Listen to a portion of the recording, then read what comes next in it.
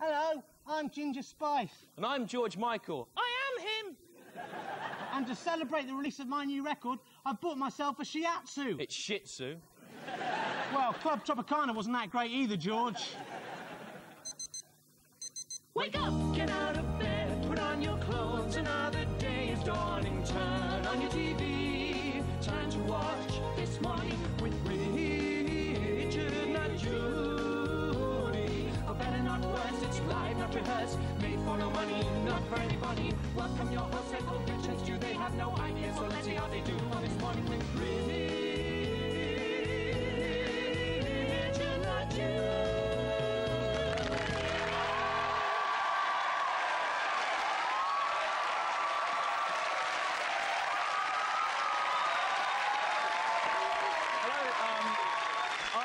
Stuart Lee. And I'm the man. Who's the man? I'm the man. Who's the man? I'm No, wait man. a moment, be quiet. Wait, listen. Man. Are you the man? Yes, I'm the man. No, listen. Are you the man? I'm one of the men. One of the men? One of the male human beings. Good. You always spoil everything I do. And coming up later in the show. At 12:15, we'll be previewing another one of Channel 5's quality pieces of original programming, Through the Keyhole, in which a hidden camera is pointed through the keyhole of a women's changing room, and that's it. And at 12:25, we'll be visiting some of these Star Wars fans who've been camped out on Hollywood Boulevard for the last 2 months and tattooing their faces with the phrase, "I have lost touch with reality. Kill me now, kill me." At 12:30, we'll be looking at the pictures that prove the rumours that Debbie McGee once stooped so low as to be intimate with Paul Daniels. And at 12:45, we'll be meeting Britain's angriest shepherd. Doesn't look very angry, He's Stu. calm now, but there's a raging beast which dwells within him. And will you please welcome at the piano pianist Richard Thomas.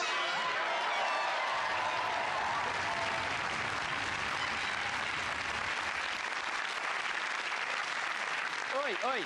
Have you been listening to Marilyn Manson records again? No. He influences you, he No, does. he doesn't. Oh, I can see blood. There's Okay, blood everywhere. Stop listening. Anyway, coming up on the show today is... No, that's delicious. Well, what are you doing? Is it not obvious, Stu? No. I'm enjoying some lovely cress. It's a tasty and filling snack. Why don't you try some? Well, 2 points, Rich. A, because I'm doing the show and it's a bit distracting. And B, because it's cress.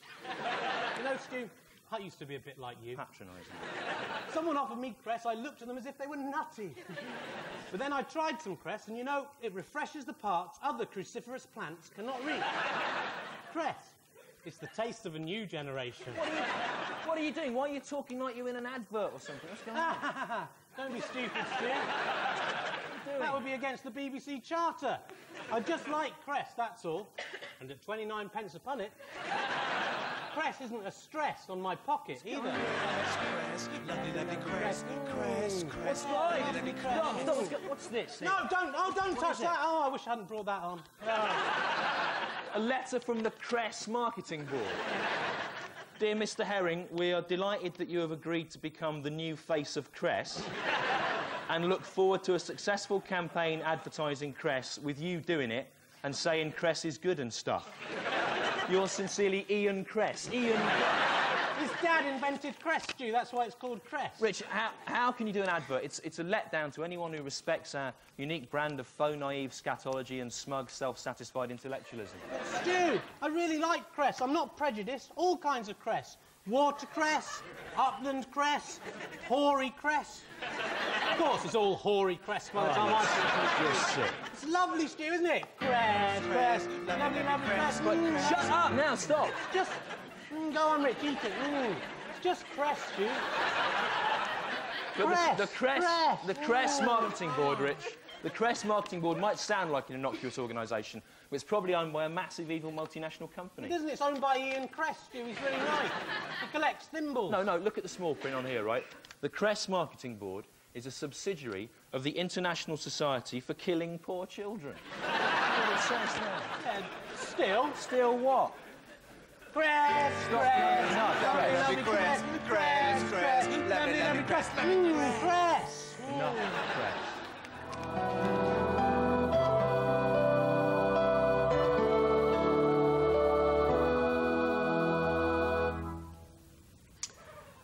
A Jew said to me, I must not work or feast upon the Sabbath day, or I shall be consigned to hell's depths. That is very true, my Semite friend, I replied. And that Saturday he did nor labor nor eat. Of course, what he had not realized in his unchristian foolishness was that the Sabbath is on a Sunday. Oh, I wasn't going to tell him. Cress, have you forgotten how good it tastes? No, I haven't. Stop eating cress. Do the show All properly. right, what have you been up to this week? Well, this week, I stopped in my red Mini with a white roof, which I drive, at a petrol station. And while I was inside, a man and a woman pulled up behind my car in an identical red Mini with a white roof. And they started pointing at it and waving and going, oh, look, it's the same, ah! Like we're in the Red Mini Club or something. So I walked over to them, wound down the window, and I said to the woman driving, you do realise these are mass-produced, don't you? In a factory. It's not that surprising that you should see one the same. In fact, I'd go further and say it's inevitable. If your husband had the same face as me, that might be worth commenting on, right? Then I looked across at him and I saw he did have the same face as me. That's what they've been pointing at all along, basically. Yeah. She was married to Tucker Jenkins, wasn't she, Stu?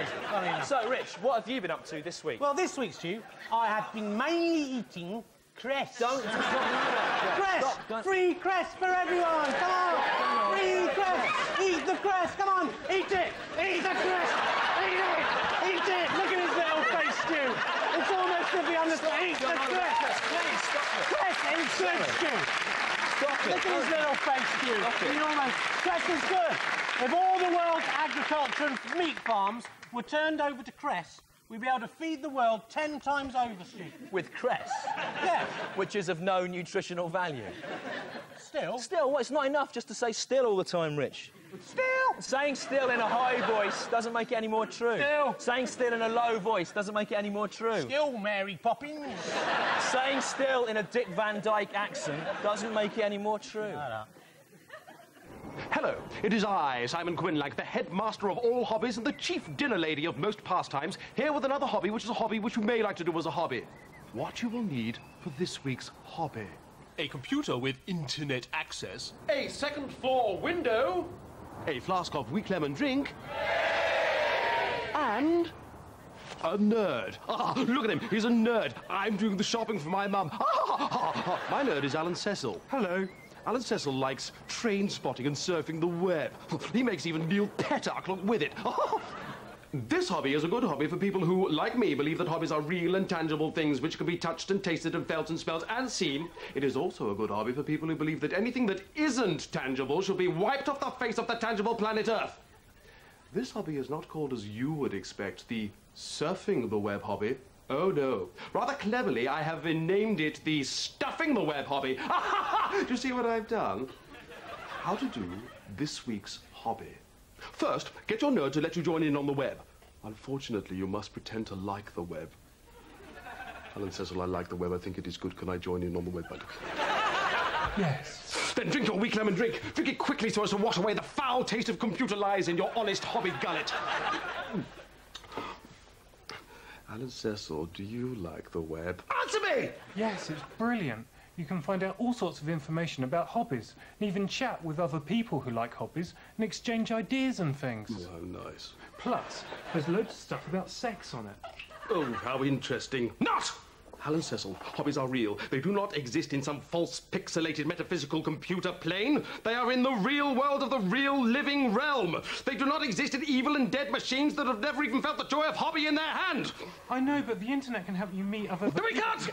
The web is against everything I believe in. It is the nemesis of hobby, and I shall not rest until it is destroyed!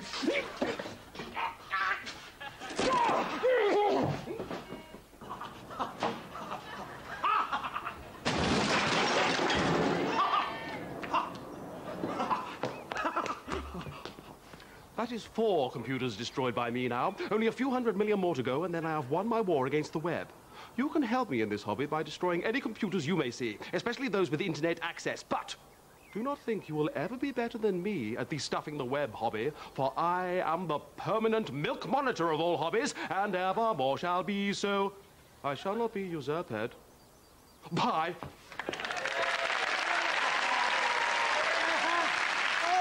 Hey, look at us, Stu, look at this. Our sofas are the same, Stu. Your sofa's identical to mine. We're in the sofa gang, Stu. Yeah, Rich, look, you realise these sofas are commercially produced in a factory, right? And also, they've been chosen by the set designer to be the same. I know, it's amazing, isn't it? No, it sofa isn't amazing. Man, sofa Yeah, shut up. sofa, No, leave it. sofa. Leave it. Anyway, you see the papers this week, Stu? Old Pamela Anderson with her old breasts and everything appeared at the awards ceremony wearing nothing but soap suds. Yeah, now, to me, that seems unnecessarily coy of her, given that it takes anyone with a computer 10 seconds to download actual camcorder footage of her and Tommy Lee performing an act that is illegal in many US states.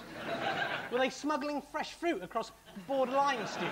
I'd like to have seen that, Stu. Nice. No, there may have been fruit involved, but I'm not sure. It's a strange week, though, isn't it, where Pamela Anderson, an ex-porn star, appears in public covered up, right? Whereas Gail Porter, an ex-children's TV presenter, appears fully frontally nude everywhere, all the time, everywhere. All right, Stu, leave it, Grandad. This isn't 1989 anymore, Grandpapa. All right.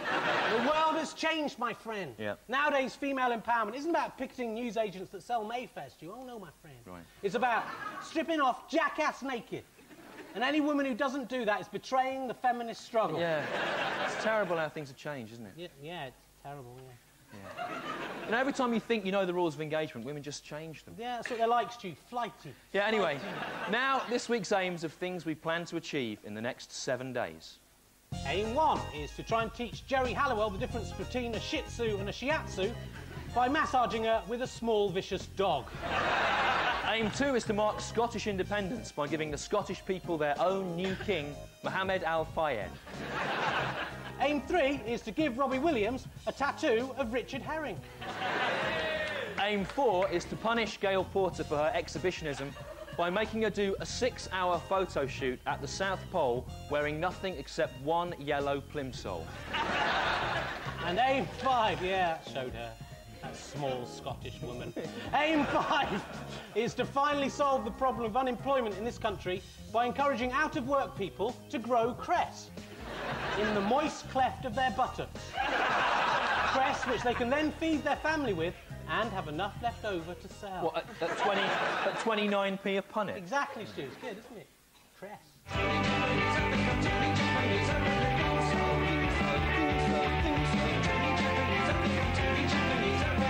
I was down this morning at the DHSS.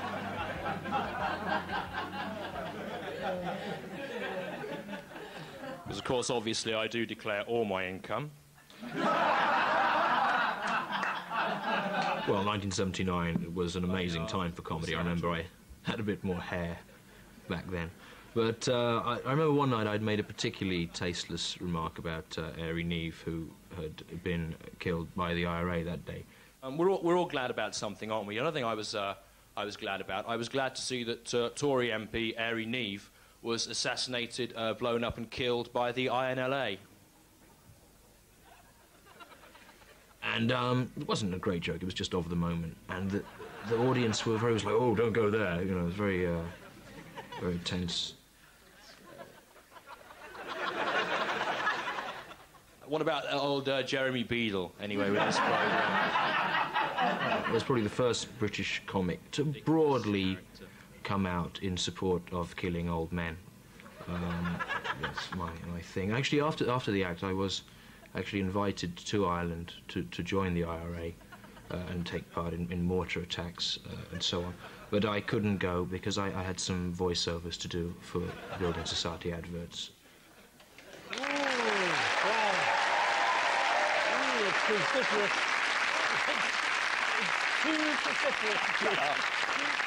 I feel like cress tonight. You feel like cress tonight? Yeah, I'm going to have some tonight when I go home. Isn't there a dance to go with that? Yes. No, there isn't. It doesn't work because unlike chickens, there's no set of movements associated with cress. Oh, my poor fool. Oh. But there is, Stu. What? This is the movement associated with cress, Stu. Look.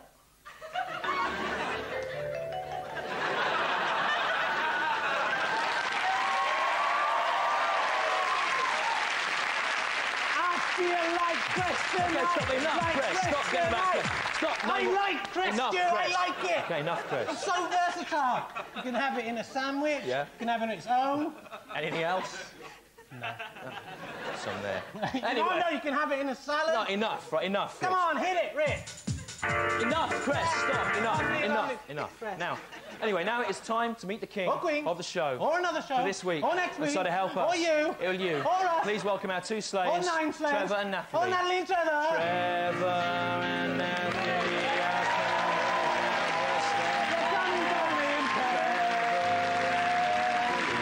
They're dressed as pieces of cress. They're just pieces of cress. Yes. Just a coincidence, Stu. There were some old cress costumes lying around on the backstage. Trev tried one and he got the zipper stuck. Looks like something off Doctor Who. The plant king and queen. Our people are dead. Doctor, help us. We are the last of their kind. Trevor, of course, there, our small-faced man. You know, Trevor, your face is so small that there are actual pieces of cress which have a greater surface area than your face. There aren't. However small my face is, it's clearly bigger than a cress leaf. No, look, it isn't. Look. Damn your eyes, Lee. Anyway, as king of the show, you'll get whatever you desire from this. On the queen of the show, the Eat More Cress trolley. What? Cress, lovely, lovely cress. Cress, cress, lovely, lovely cress. Shut up! We'll stick with it until you get it. Cress, Stu, lovely cress. But as Jesus said, man cannot live by cress alone. Because it is of no nutritional value. He also said, consider the cress as well, of course. Hit it, Rich! 2, 3, 4. Cress, cress, lovely, lovely cress. I love my cress. Cress, lovely, lovely cress. How do you like cress? How do you like it? Yeah. How do you like cress? How do you like it?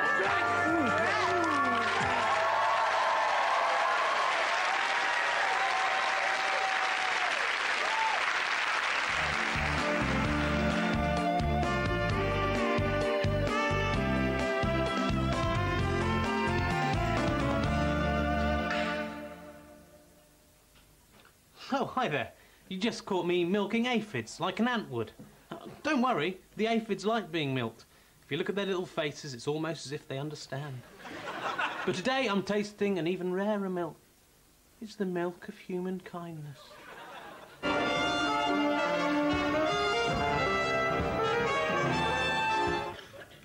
Here it is, ladies and gentlemen, look. The milk of human kindness. But look at it. Look at it, look. Look. There's hardly any left. Still, that's not going to stop me. I can't wait. Oh, no. Well, there's no use crying over spilt milk. You've got to lap it up before it all escapes. Oh, sweet milk. 10 out of 10.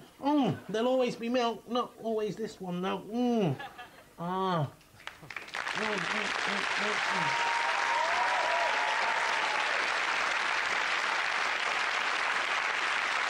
Now, last week we asked you if you were our tallest viewer, and here are the 3 tallest people who wrote in.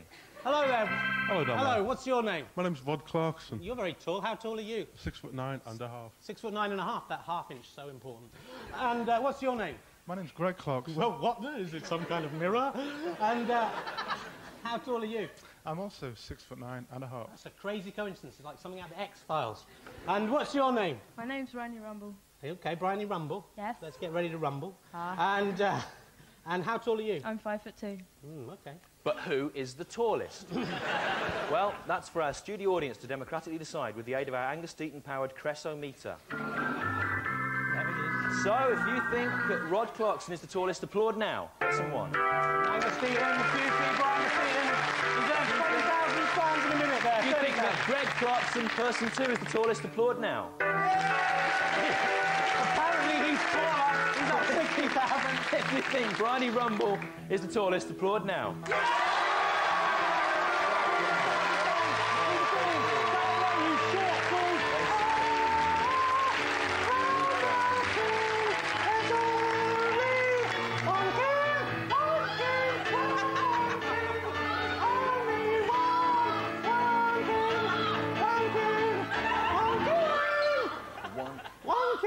Any early pronouncements? The one king of today. Yes, so I would like to see the Millennium Dome to be transformed into a shrine for people with small faces. The king Or queen. has spoken. Round of applause.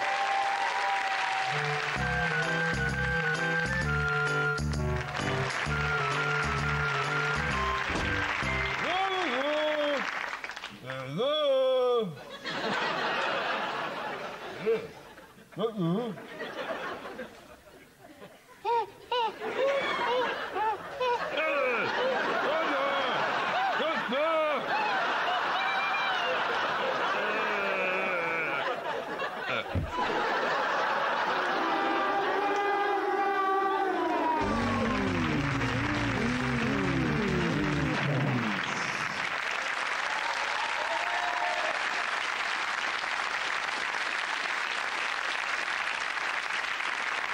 In the lettuce, that's product placement. Did you have something to do with that? No, Stu, those lettuce leaves can't be bought.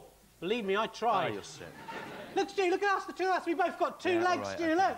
We're in the two-leg gang. Lego, Yeah, all right. Legisto, Now, Legman. according to Friday's Sun, Catherine Zeta-Jones has been seen out in Hollywood on the arm of Star Wars creator George Lucas. On his arm? That's what it says. What, like Rod Hull and Emu? Yeah, it's similar, yeah.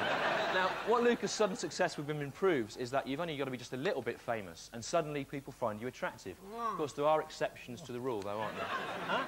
I think that George Lucas should be allowed to go out on 3 hot dates with Catherine Zeta-Jones in a row, and then made to wait 20 years for the next one. Anyway, welcome him back now for his second glorious week. It's the Curious Alien. No! Curious alien now. The curious alien now. The curious alien. Curious alien does not work, Stu. Stick with what you know. I hate new things. You said that, Rich, when they brought in the new Shmoo. But now look at you. Shmoo all over the dish rags. It's not as good as the Curious Orange Stew. We want him back, don't we? No, it's good. It's good. Anyway, the Curious Alien. What have you been curious about this... He's gone, Stu. Where is he? I vow he's off making some mischief somewhere. There he is, Stu. Oh, no, look. He's my cress. This is terrible. No, he's been eating my cress. Get off my cress. My beautiful cress. Leave Rich, my... leave no! it, leave it. That alien will be out of control now that it's eaten that cress. It's a well-known fact that cress sends aliens into a frenzy. It isn't. It does. It's the same effect catnip has on cats or a single pint of Guinness has on Tara Palmer-Tomkinson. No, look, my cress is ruined. Curse you, God, for making me this way. I just want to know where he is. Where's my orangey boy? I wonder what he's doing right now. Woo! Come on, get out of bed, put on your hat. Another day is done. Turn on TV. It's time to join everything in late. I'm curious around. I'm curious around. Hey, you. You fancy a swig, eh? Oh, it's good stuff. It's 9%. Ah, what's the matter? My booze not good enough for you, eh? I used to be on the telly. Yeah. I was wondering if you could satisfy my curiosity.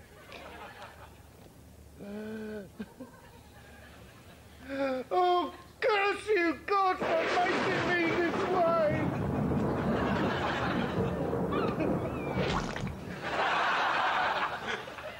One day, you will all see my power!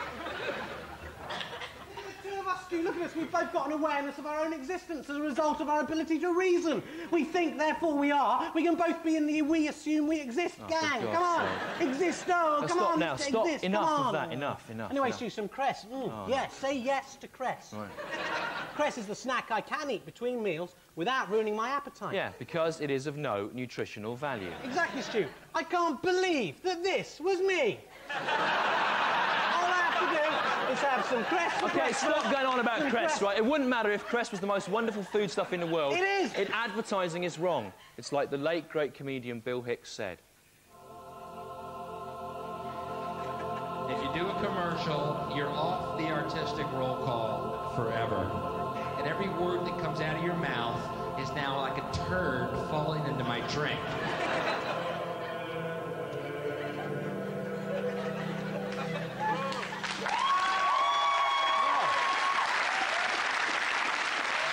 Maybe if Bill Hicks had eaten a bit more cress, he'd still be alive today, A Stu. comedian can't go on stage with a punnet of cress and expect the audience to show him respect. I am, Stu. Exactly.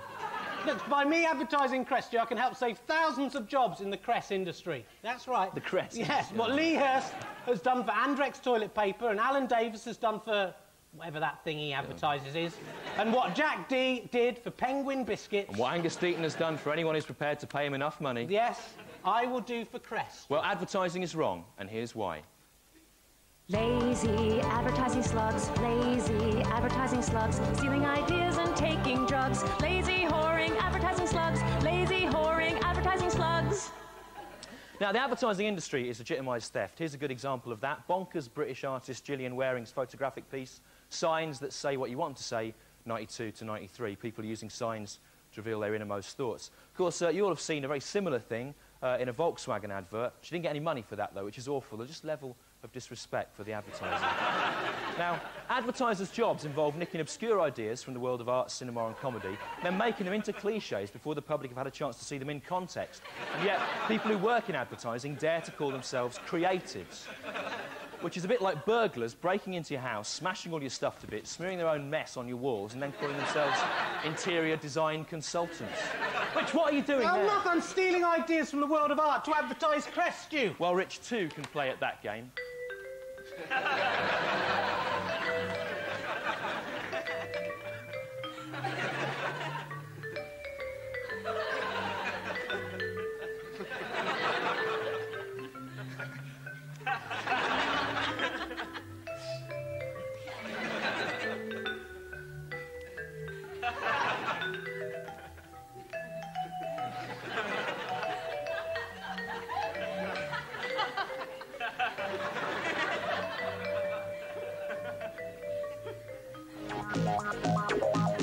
One day, I looked up, and the table in my kitchen seemed to be a giant table, towering over me as if I were a miniature man. I'm Greg Evigan, Ross in TV's Lies Before Kisses. On the day in question, I had not been shrunk by a special ray or magicked to be tiny. Oh no, I had simply fallen down onto the floor. If even I am not safe from the twin evils of gravity and God's neglect, then who among you can truly declare yourselves unafraid of what might happen when things fall over, spill, and get knocked out of cupboards? This week, pornographic magazines. It was school holidays, and I was at home with Carl, Mum's new boyfriend. And he was in the kitchen practicing his dancing. So I thought I'd go for a ride on my bike. I went out into the garage to get the bike and realised that there was a puncture in the tyre, so I had to look for the pump. Anyway, I found it up on the shelf. And as I went to put it down, a load of magazines and videos came with it.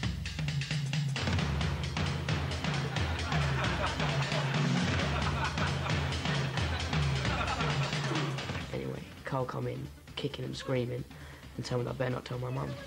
Just fell down. I was putting the pump. It just fell down by itself, did it? Come on, get on. Don't touch your mother either. What? No, I never told him not to tell his mum. Oh, I don't know what he's playing at. Yeah. But to be honest, you know, I was hoping his dad was going to get custody. Margaret, she'd get all moody then, you see. We'll probably have to sling me hook. Yeah. How's your little bleeder? In me stash in the shed now. My experience of lying on the floor looking up at my table was a living nightmare which still haunts my dreams. But I quickly used my hands and feet to stand up straight again, and all was well. But when pornography falls off a shelf onto the head of a small boy, even the army of heaven must kneel. Join me, Greg Evigan, again next time, as things fall over, spill, get knocked out of cupboards. I'm Nicholas.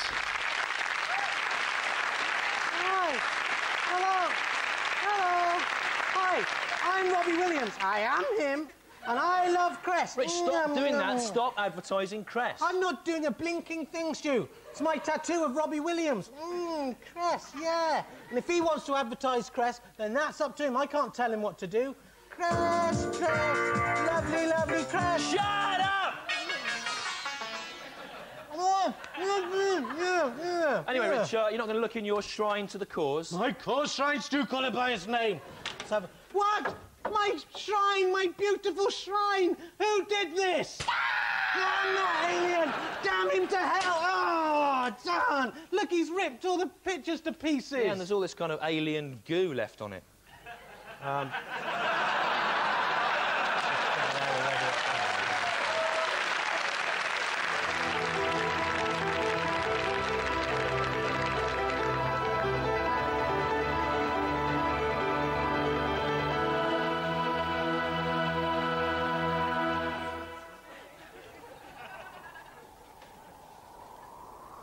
For 40 days have I been in the wilderness, and in that 40 days have I eaten no food. And now that 40 days is over, I am hungry.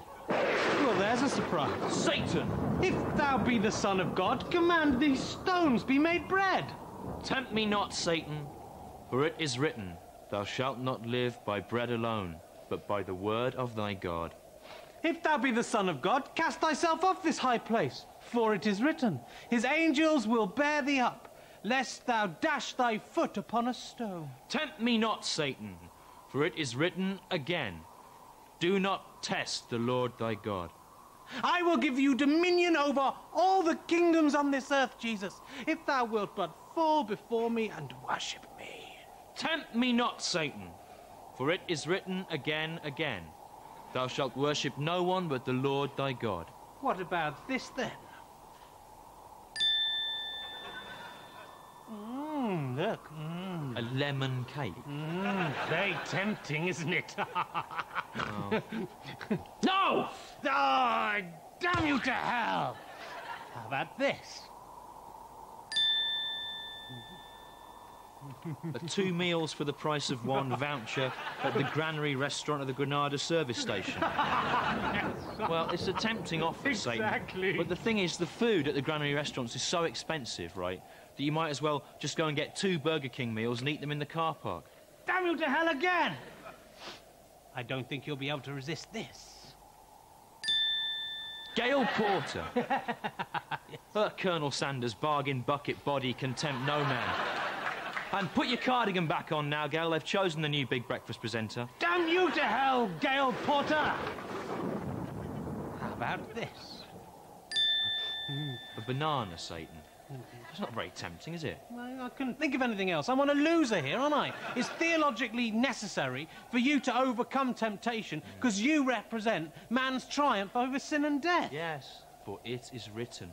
Exactly. So, you know, there's no point in me being here. All I'm doing is actually just helping you achieve what you want. Yes. Do you not see? Ah. No, I do see. That's the whole point. And, you know, I just explained it. Ah to you. No. Ah. No. Ah. No, I said ah first. I said ah louder. Well, I said it in a higher voice. I can say ah higher than you. No, I'm saying it's so high only dogs and bats can hear. Slow. Oh, look, there's no point going ah at me. So I've won. No, because I am untemptable. We'll see about that. Let's see what you think of this. That's right.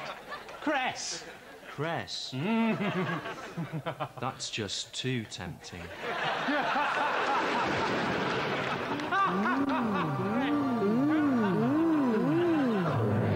Cress. Too tempting even for Jesus.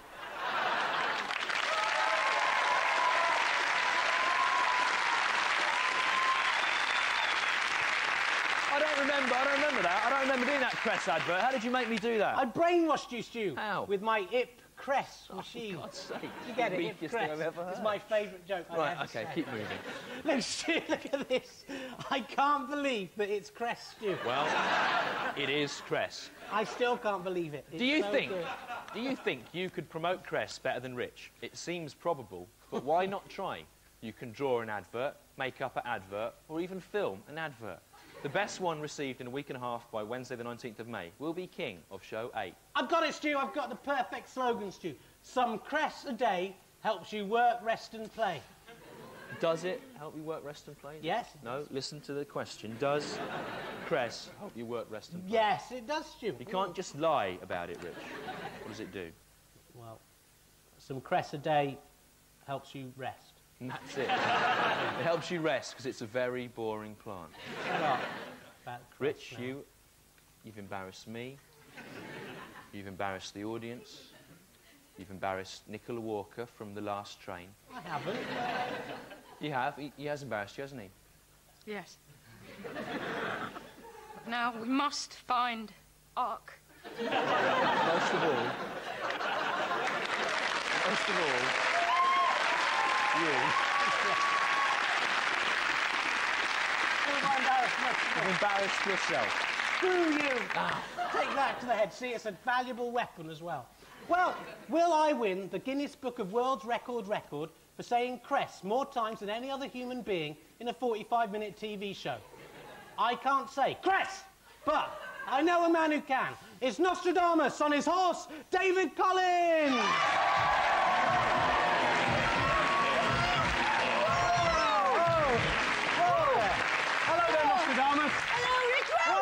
Hello there. Oh, have you done something to your hair? No. Oh, it just looks nice, that's all. Anyway, first, let's look at your 3 predictions from last week. Remember, 2 right, and you'll win this lovely barbecue. Natalie there, demonstrating one of the many ways that you can prepare cress. What, all burnt on a barbecue? Shut up, Stu. Do you like cress, Nostradamus? I like everything you like. All right, Nostradamus, last week you said that Reef would play the Royal Albert Hall on Tuesday at 7 p.m. The news said... Correct, well done, first one right. You can't give him that. No, because that was advertised. It was advertised months in advance, wasn't it? It was advertised. Yeah, but sometimes concerts get cancelled due to unforeseen circumstances. Even a monkey knows that. That's the whole idea. Right, second, Nostradamus, you said that the United States of America would sink into the sea. The news said... No, that didn't happen. Oh, dear. Did I get it wrong? Oh, you'll have to punish me. All right, then, Nostradamus. That's a Chinese burn for you. No, I deserve more than that, Ditch. I was seriously wrong. All right, then.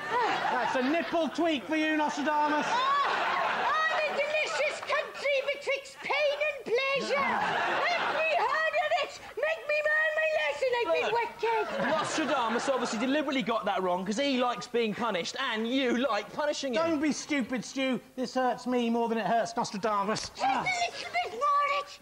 Please. This whole section is turning into a travesty of the investigation of the art of prophecy. Shut up, right. Finally, Nostradamus, you said that Richard Herring That's you. and yourself That's me. would share a lingering kiss and then go back to your place for a sausage.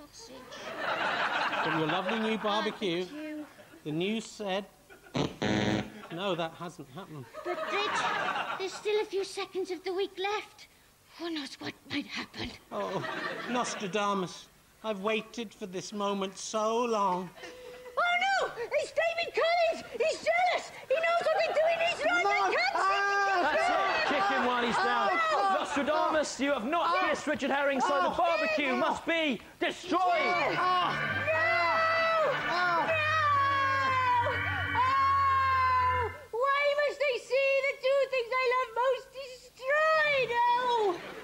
Don't suppose you still need the fence, dear? The fence is not on offer. So, Nostradamus, what are your predictions for the next fortnight? Well, prediction number 1. The FA Cup will be won by United. Wait, which United? Manchester or Newcastle United? Do not question the forces of darkness. You're a very stupid man. Okay, all right. Prediction number 2. Eddie Izzard will finally appear in a good film. Say that. And prediction number 3, David Collins will be put to sleep for meddling in things which he doesn't understand. And can he come back in next week? Don't make me choose between you and him! Nostradamus there, and his horse, David Collins. They're your legs!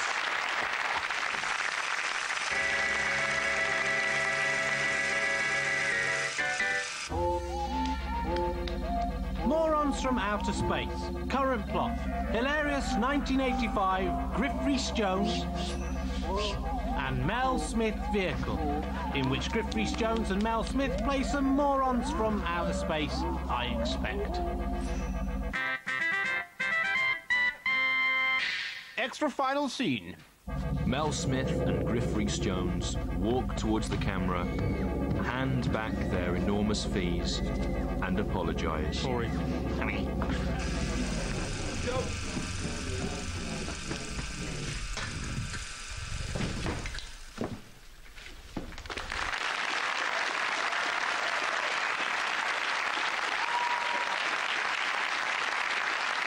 you think is best, Stu? Who do you think's best, Smith and Jones or Hale and Pace? I think it's almost impossible to say. Yeah. No, I think they should cut their losses, Stu. They're both double act. Should cut their losses, and both the funny ones should get together, right? Smith. So Mel Smith. Stu, call him by his name. Yeah, right. He should leave Rhys Jones and team up with the funny one in Hale and Pace. Which one is the funny one in Hale and Pace? The one with the moustache. What, Hale, was that? No, it's Pace. It's Hale. I don't know. Anyway, they should maximise their potential, and the BBC should make them do a new show called Alas Smith and the moustache one from Hale and Pace. Yeah, it wouldn't work, Rich, that act, would it? Because all it would be is two overweight men talking a load of rubbish without a thin one to interrupt. Move on, Stu. Yeah, okay. Oh, look, Stu, we've both got something It's not going to similar. work, that. Hold it. I can't think of anything now, Stu. Now you point out the essential worthlessness of our act. I'm nearly 32 years old, Stu. I've got a felt-tip drawing of Robbie Williams on my stomach. Sad, isn't it? I keep getting attacked by an alien. Puppet of an alien. Don't spoil the magical illusion, Stu. But it doesn't matter, Stu, because with my cress millions, I can give up comedy tomorrow. Rich, don't count your chickens. It's all signed and sealed in this contract, Stu. There's nothing that can possibly go. Oh no, it's got my contract, Stu. Oh no, my contract. No, my contract, my beautiful contract. No, why?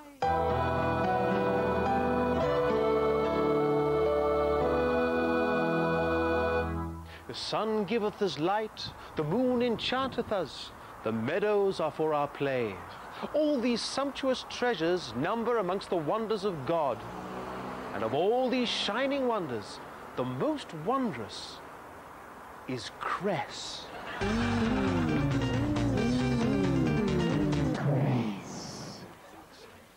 Ah, Stu, the alien has gone insane! Can no one stop him? Well, that's the end of the show. Don't forget you can write to us. The address is coming up now. We'll visit Drijnking Photo Sedgebeer's website about us. We're not on next week because there's cricket on, although there's more comprehensive coverage of that tournament on Sky. Also on Sky, any episodes of Seinfeld and The Simpsons at regular times when you might actually get to see them. So why not sign Stu, up? who will rid me?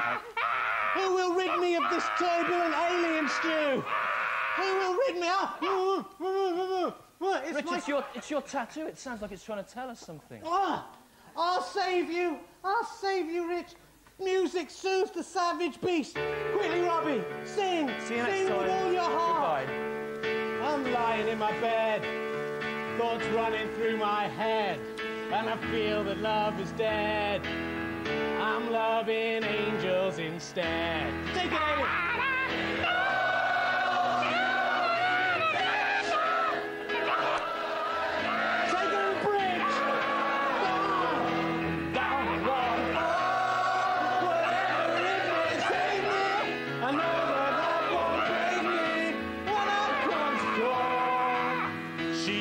Forsake me. I'm loving aliens instead.